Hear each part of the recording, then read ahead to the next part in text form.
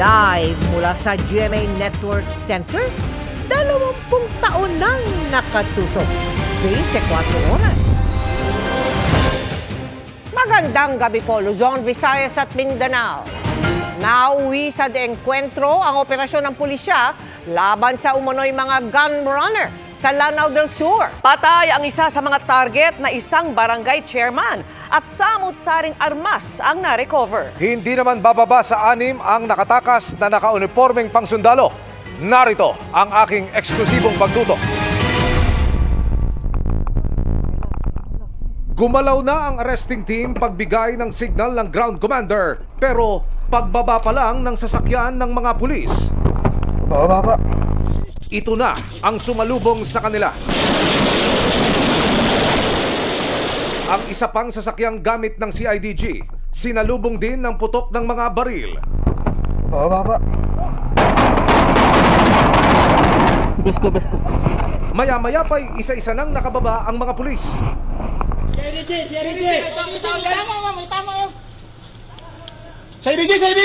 Clear na yan! Lapit! Bante boy!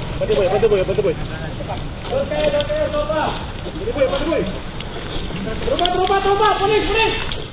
Tropa!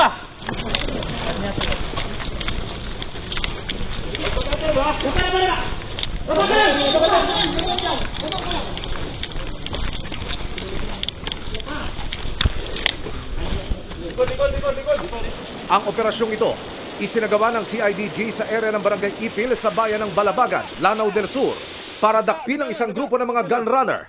Ang isa sa target ng operasyon, isang barangay chairman na namatay sa putukan. Hindi na muna namin siya papangalanan at ipakikita alinsunod sa pakiusap ng CIDG. After the operation, may na-recover tayo na 3 M16 rifles, isang M14, 2 caliber 45, yung marked money, nakuha rin natin sa loob ng sasakyan.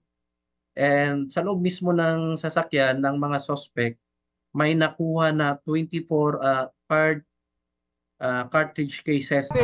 Ilang minuto pa lumipas, dumating na ang PNP Soco para sa forensic investigation. Pero habang kumakalap sila ng mga ebidensya, Sila.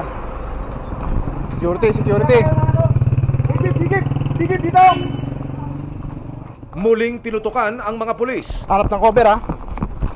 Galing sa kalapit na burol ang mga putok ng baril. Dahil diyan, hindi bababa sa 6 katao ang nakatakas.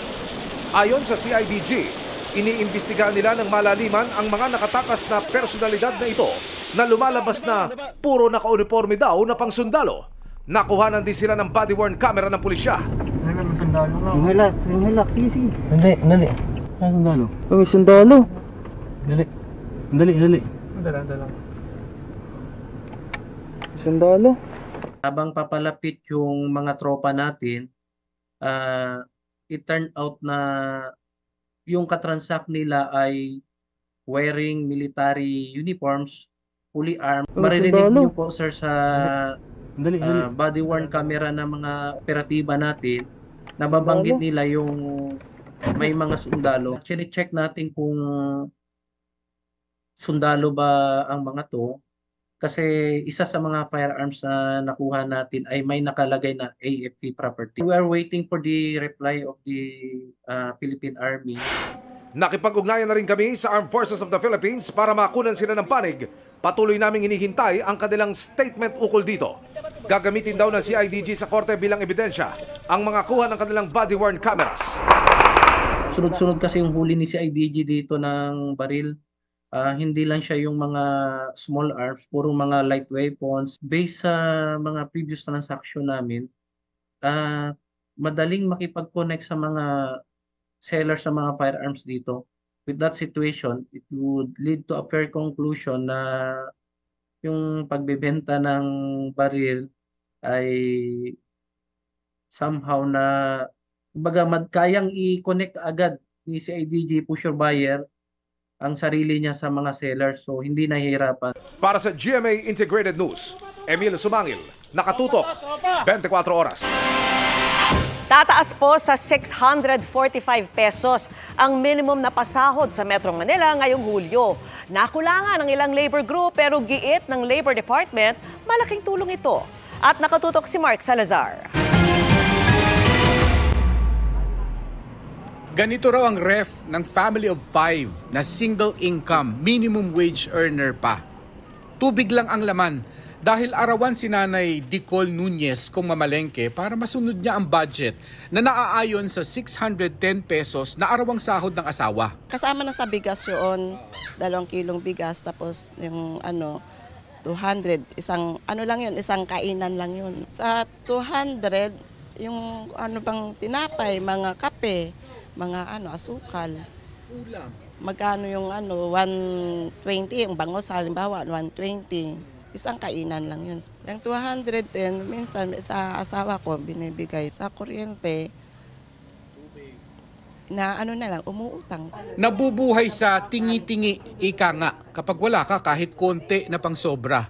Simula sa 15 ng Hulyo, may maaasahang aumento sa sahod sa Metro Manila matapos aprubahan ng Regional Tripartite Wages and Productivity Board na itaas ang minimum wage sa 645 pesos kada araw mula sa 610 pesos. We consider the inflation rate, yung average for 1 year since May last year up to May this year. Kasama na rin din atong GDP ng NCR. Mas malaki dito ang hinihingi ng mga labor groups pero ayon sa Wage Board, nakabase ang increase sa galaw ng Consumer Price Index sa nakalipas na taon na hindi naman daw lumampas ng average sa 5 piso. Ang bagong minimum wage na 645 ay malayo-layo na rin daw sa 452 pesos na poverty threshold.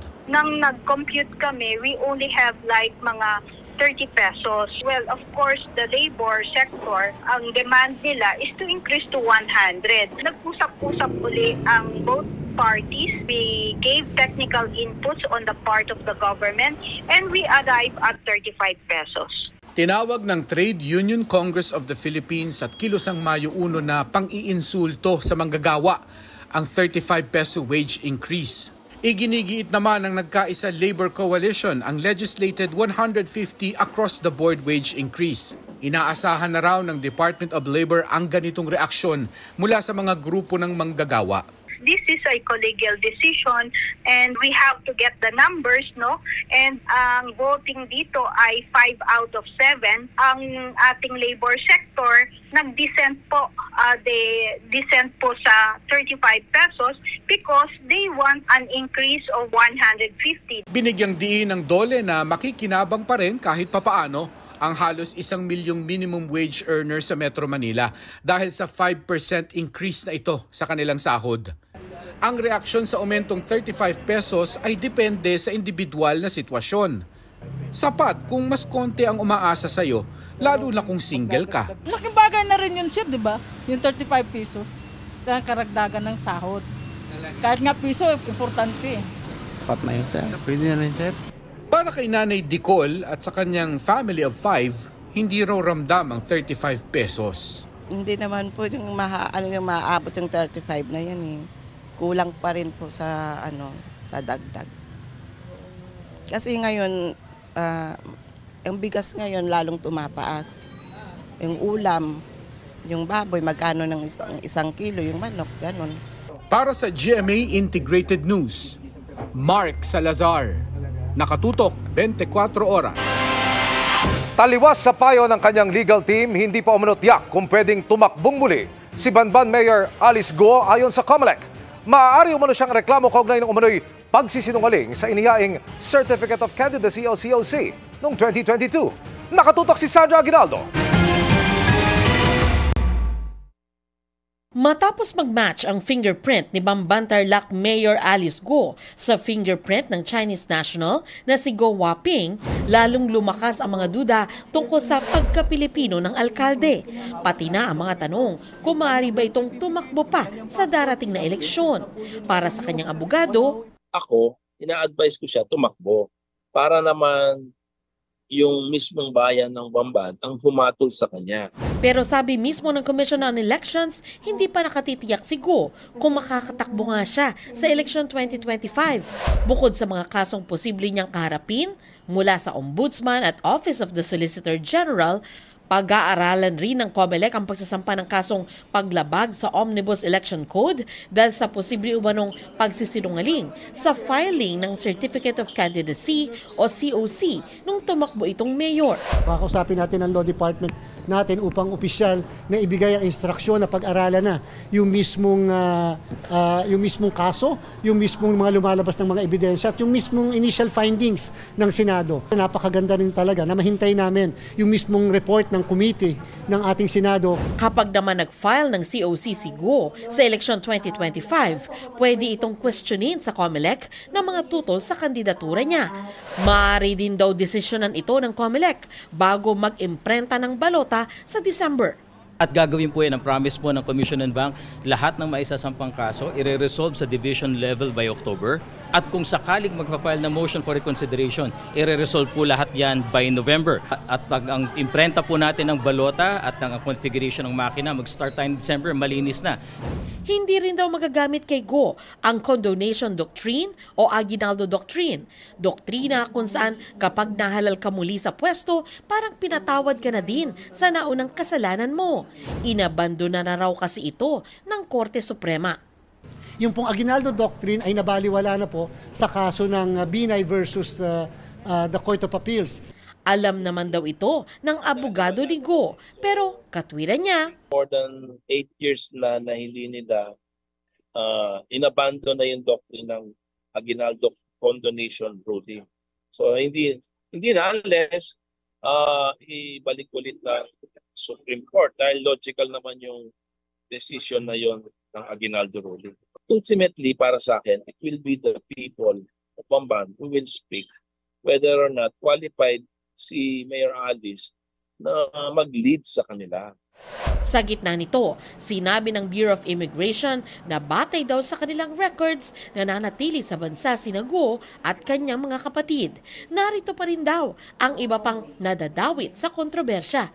Sa ating travel records po, wala pa naman siyang record na umaalis ng bansa. Ang pangalan po na Alice Guo as well as Guo Huaping and 17 others. Wala pang attempts of departure. Ang most recent natin was last Saturday, yung nahuli na si Zhang Ji in Davao na nag-attempt po na umalis but was arrested. Para sa GMA Integrated News, Sandra Aguinaldo, Nakatutok, 24 Oras. Pinabulaanan ng Philippine Coast Guard at ng mga sugatang Pilipino ang pahayag ng China na mga Chino ang sumagip sa ating mga kababayang nasugatan ng sumabog na makina. Hinarang pangarang umano ng China Coast Guard ang mga barkong tutulong sa mga Pinoy. Nakatutok si Chino Gaston. Bakas pa sa katawan ng dalawang mangingisda ang matinding lapnos na sinapit sa pagsabog ng makina ng kanilang bangka sa Panatag Shoal nitong Sabado. Ayon sa mga nasagip, matapos magradyo para humingi ng tulong, ay isang bangka ng mga Pilipino ang sumaklolo at naghatid sa kanila sa paparating na BRP Sindangan ng Philippine Coast Guard. Yung time po na nirescue kami dalawa ng bangka na JJ3, then yun ang malapit sa location namin. Dinala kami doon sa Philippine Coast Guard. Taliwas yan sa pahayag ng China na mga Chino ang nag-rescue sa kanila. Sila na nag-rescue sa amin. Hindi po yun totoo. Hindi. Gawa-gawa ang nila yun. Pero hindi na ibig sabihin na lumapit sila sa amin na tutulong. Hindi naman. Yun talagang ginagawa nila eh. Pati mga bangka na malalaki, pag lumalapit kami sa bansa, hinaharang nila, tinataboy. Ilang beses pa nga umanong hinarang ng China Coast Guard ang BRP Sindangan ayon sa Philippine Coast Guard bago nila marating ang 17 nautical miles mula Baho de Masinloc kung saan naroon ang mga nasugatang mangingisda. We were subjected to different dangerous maneuver and blocking ng Chinese Coast Guard and the Chinese Maritime Militia. We were still subjected to harassment of the other Chinese Coast Guard vessels. Kaninang umaga, nakarating na ang BRP Sindangan sa Subic sa Zambales at ang hatak-hatak nitong bangka. Naidulog natin sa Chinese Embassy ang mga pahayag na ito ng PCG at mga mangingisda pero wala pa silang ibinibigay na sagot. Para sa GMA Integrated News, Chino Gaston, Nakatutok, 24 Oras. Alam umano ni dating Pangulong Rodrigo Duterte kung nasaan si Pastor Apollo Kibuloy. Sa pagharap niya sa media kahapon matapos ang maisog rally sa Tacloban, sinabi ni Duterte na Kahit alam niya ang kinaroroonan ni Kibuloy ay hindi niya ito sasabihin. Biro pa ng dating Pangulo. Secret daw ito. Nagkomento rin si Duterte tungkol sa plano ni dating Senadora Laila de Lima na magsampa ng kaso laban sa dating Pangulo matapos mapawalang sala sa lahat ng kanyang drug cases. Payo niya sa dating Senadora, huwag nang mag-umpisa ng gulo. Huwag kang kumalikot ng away kasi pagsisihan na yan. Anong babawiin mo sa akin? Hinahanap na po ng San Juan City Hall ang lalaking nag-viral dahil sa mapang-asar na pambabasa sa isang rider nitong Wata Wata Festival. Hindi umano siya nagpakita sa kanyang address na pinadadalhan naman ng mga delivery ng mga hindi niya in-order. At nakatutok si June Veneracion. Sa dami ng mga nakisali sa basaan ng piyesta ng San Juan, isang tao ang pinakatumatak sa isip ng publiko dahil sa mapang-asar na ginawa niya sa isang rider na ginamitan niya ng water gun. Siya ngayon ang nagiging muka ng Wata Wata Festival at nakakalungkot at nakakagalit. Gustong makausap ni Mayor Francis Zamora ang residente ng kanilang lungsod na ilang araw nang viral dahil sa kanyang ginawa. Pinapahanap na niya ito sa kapitan ng kanilang barangay. Patawag ko siya at kakausapin ko siya personally. Sisiguraduhin ko na matuto sila ng leksyon. Yung masakit na leksyon na maalala niya habang buhay niya para hindi niya na ulitin ulit. Hindi raw nagpapakita sa kanilang barangay ang lalaki, pero mayat maya naman ang dating ng iba't ibang online delivery sa kanyang address na ang suspecha ay booking mula sa mga nagalit sa kanyang ginawa. Kami po muli ay umaapila na ang talagang apektado po dito ay yung mga riders na nagtatrabaho ng maayos at bumubuhay sa kanilang mga pamilya. Tayo po sana ay itigil na po ang itong mga pagpapadala ng kahit na anuman. Umaapila pa rin ng City Hall ng San Juan na lumapit sa kanila ang mga nabiktima ng unruly behavior para masampahan ng reklamong kriminal ang mga sumali sa basaan. May mga positibo nang nakilala at padadalhan sila ng violation ticket para pagmultahin sa ilalim ng City Ordinance No. 51 Series of 2018. Aminado ang city government na marami ang dapat baguhin sa lumang ordinansa kaya gagawa raw ng bago ang City Council. Balak ng LGU na maglaan ng iisang basaan zone sa bahagi ng Pinaglabanan Road. Plano ring gawing 5,000 piso ang multa sa mga violator, hindi tulad ng umiiral na ordinansa na magkakaiba ang multa depende kung first, second o third offense. Para sa GMA Integrated News, June Veneracion, nakatutok 24 oras. Mga kapuso, 2 hanggang 3 bagyo ang posibleng mabuo o pumasok sa Philippine Area of Responsibility ngayong buwan.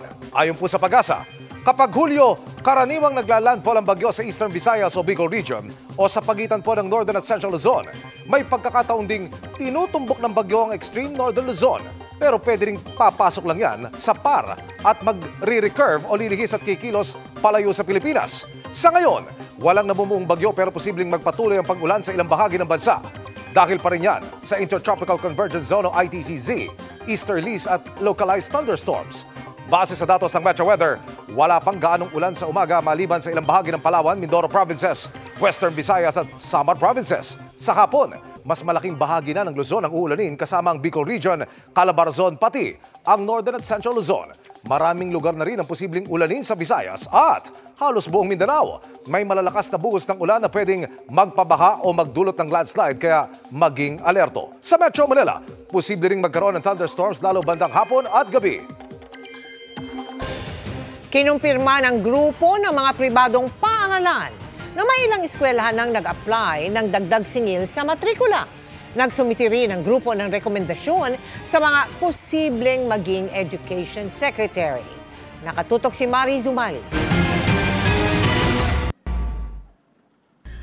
Doble kayod ngayon sa pagtatrabaho si Nicolas Flores na bukod sa pagiging real estate agent, nag-aalok na rin ng insurance para matustusan ang pag-aaral ng anak sa pribadong kolehiyo. Siyempre po, yung sa anak ko po, no? Kung ano yung gusto niya talaga, yun ang isusuportahan namin, no? Kung saan niya gustong pumasok. Pero nga, kung ako tatanungin, actually gusto ko sa government, no? Unang-una, siyempre, sa gobyerno, hindi ganun kalaki yung babayaran. Pero mukhang kailangan niyang triplehin ang pagtatrabaho matapos kumpirmahin ngayon ng Coordinating Council of Private Educational Associations Incorporated o COCOPEA na may mga pribadong eskwelahan na mula basic hanggang higher education ang nag-apply ng tuition increase para sa susunod na pasukan. To respond to the inflation and the economic difficulties being experienced by our parents, we cannot help but also apply for tuition increase ranging from 3% to 9%, 12%. Paliwanag ng COCOPEA, long overdue na ang hiling na pagtataas ng matrikula. At sakaling magtaas din naman daw, 70% nito ay napupunta rin sa sahod ng guro at mga empleyado, habang 30% lang ang napupunta sa operasyon ng eskwelahan. Some of these schools, the last time that they applied for an increase was even pre-pandemic. So I think it was just really about time for them to adjust their fees. Ang Department of Education kinakala pa ang impormasyon kaugnay sa mga eskwelahang nag-apply ng tuition increase. Habang ang Commission on Higher Education naman daw, hindi pa ito tinatalakay sa kanilang Commission on Bank. Sa gitna ng mga hamong kinakaharap na sektor ng edukasyon, nagsumitin na raw kahapon ang COCOPEA ng shortlist ng kanilang rekomendasyon kay Pangulong Bongbong Marcos para maging susunod na DepEd Secretary kapalit ni Vice President Sara Duterte. Kabilang sa nasa listahan sina Jose Francisco Benitez, Senator Sonny Angara, Joyce Andaya, Gina Gonong at Wilmer Joseph Tria. Sa ngayon ay hinihintay pa raw ng COCOPEA magiging tugon ng Pangulo. Gayunpaman, at least we have forwarded a vital document reflecting our pulse, our liking, our sentiment. It should not be hurriedly done. It should be a careful, deliberate, and cautious process. Para sa GMA Integrated News, Mariz Umali Naktutok, 24 Oras. Dapat pangalanan at imbitahan ng Senado ang dating cabinet official na nagpadrino umano sa Pogo ayon sa Senate President. Mismong PAGCOR ang nagbulgar ng pagkasangkot na yan ng di pa tinukoy na personalidad. At nakatutok si Jonathan Andal. Ikinaalarma ng Senado ang ibinunyag ng PAGCOR nitong weekend na may dating miyembro ng gabinete ang pumapadrino para makakuha ng lisensya ang ilang illegal na pogo. Wala pa rin pinangalanan kaya sabi ng liderato ng Senado, dapat pangalanan ng PAGCOR para naman hindi mapagdudahan lahat ng ibang mga former ranking cabinet officials. Sino man ang papangalanan nila, marapat imbitahan ng Senado. May idea ko pero hindi ko muna sasabihin dahil nga wala tayong concrete evidence. Iimbitahan ng komiteng dumidinig sa mga isyong kinakaharap ng mga pogo ang kasalukuyang PAGCOR chairperson at chairperson nito noong nakaraang administrasyon. Gate ng kasalukuyang PAGCOR, nililinis na nila ang listahan ng Philippine Offshore Gaming Operators o POGO na tinatawag na nila ngayong IGL o Internet Gaming Licensees. Patunay ani ang isang POGO na tinanggalan umano ng PAGCOR ng lisensya dahil nakitaan ng paglabag sa terms of license. Suspendido naman muna ang lisensya ng 3 iba pang POGO dahil sa minor violations at kakulangan ng requirements. Kaya 42 na lang ang aktibong lisensyadong POGO kumpara sa 46 noong pagpasok ng Administrasyong Marcos. Pero hindi lang mismong mga POGO ang nabawasan base sa listahan ng mga lisensyadong POGO sa bansa. Kumpara sa nakaraang administrasyon, daan-daang service provider ng mga POGO ang tinanggalan din ng permit matapos mapag-alamang pinagmumulan ng anomalya ayon sa PAGCOR.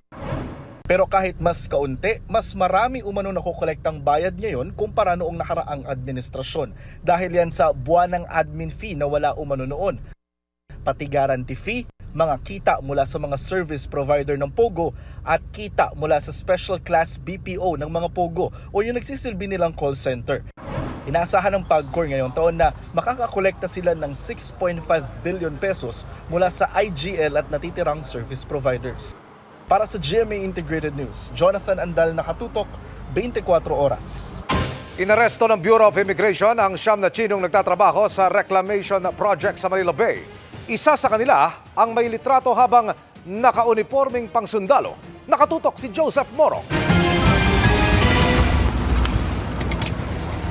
Pasampa na sa Parañaque Fishport habang sakay ng mga bangkang demotor ang mga Chinese national na ito nang arestuhin ng Bureau of Immigration at Armed Forces of the Philippines itong Sabado. Meron din mga nakasakay na sa van pero... Pababain mo si Kuya. Kunin niyo, baka may dala yan. Baka may dala.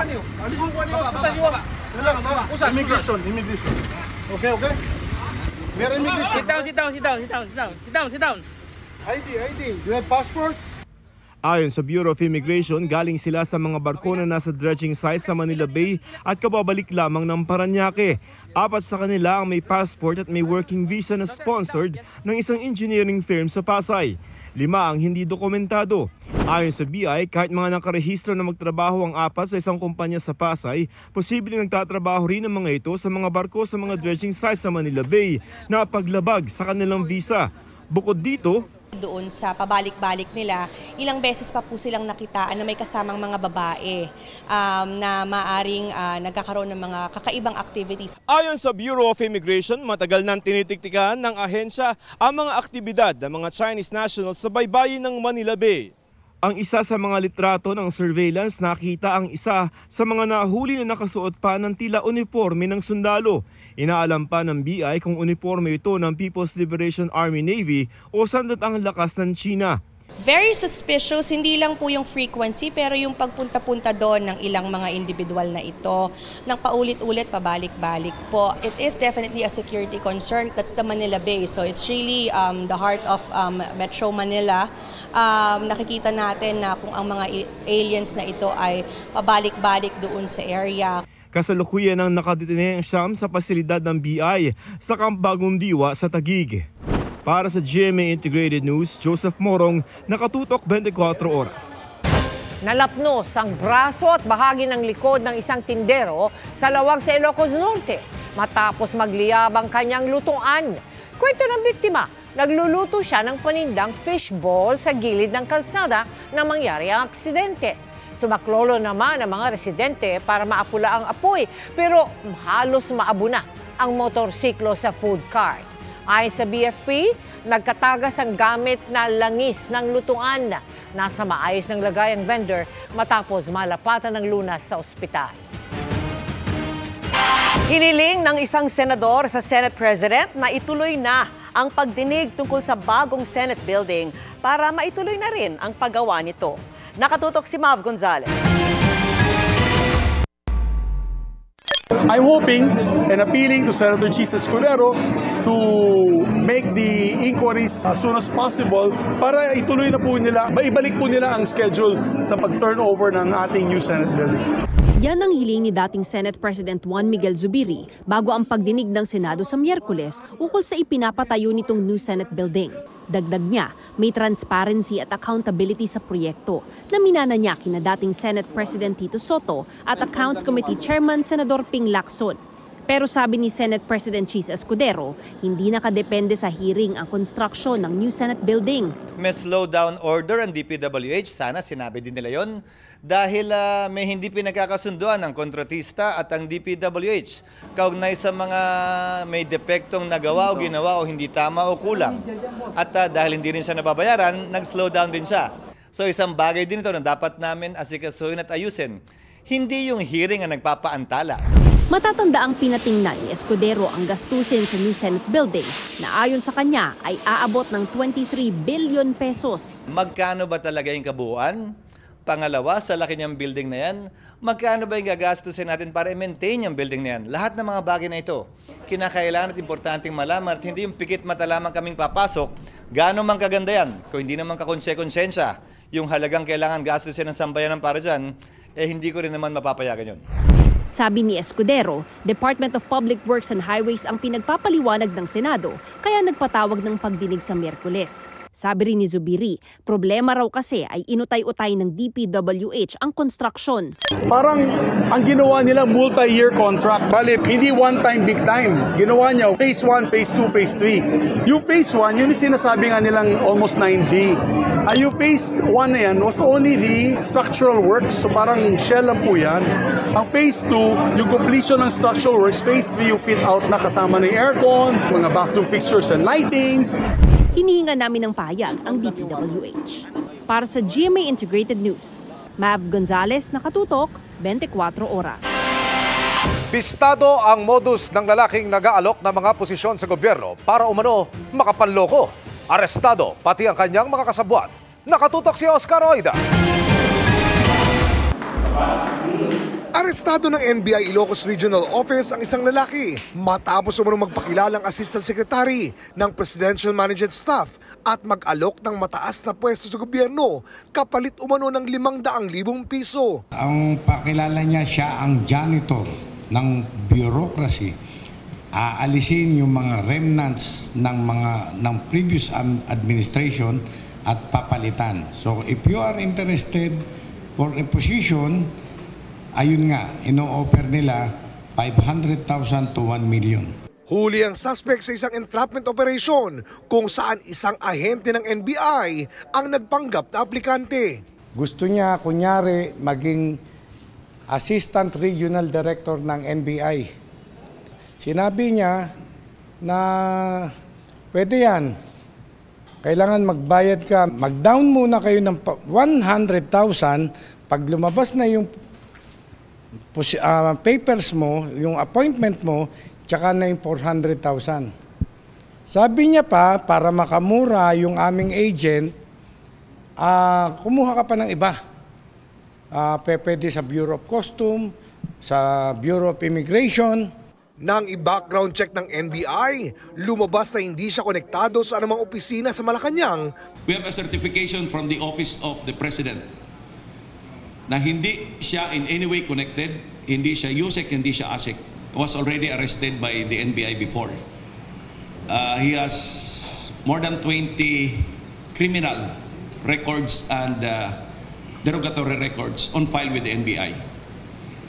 Ranging from estafa to illegal recruitment to usurpation of authority. He had been doing this for more than 20 years already. May kasamaan pa raw na 6 na iba ang suspect na kasama rin na aresto sa entrapment operation.